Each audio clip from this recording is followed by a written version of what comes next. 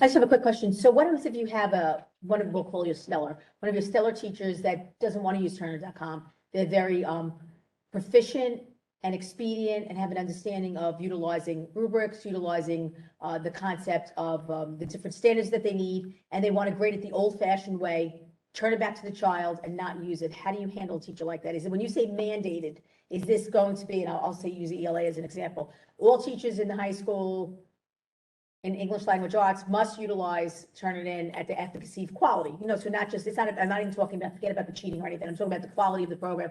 And someone comes along and says, I would be that teacher that would come along and say, you know what, I don't want to use it. I can very efficiently do the same thing and I'm going to do it on a computer, but I'm not going to do it utilizing that. Are they required?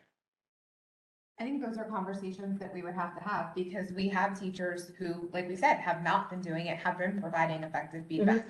I think it's important for us to present the information to teachers and for them to see how they may be able to leverage this, if it can turn around, if it can expedite workflow. So manually grading things, putting things in writing, using comments in Google Docs, if it took 21 days to get an essay back to students because that was your process, and you can cut that by 7 days and you have feedback for your students to use, and you can turn around and do more writing.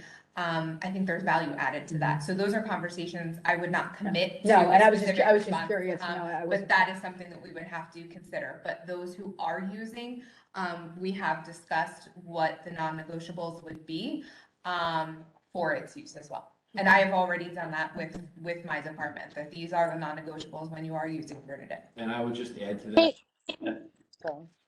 No, one more thing, I'm sorry, I would just add to that scenario and the conversation and the question would be a lot harder to have in September of 2019.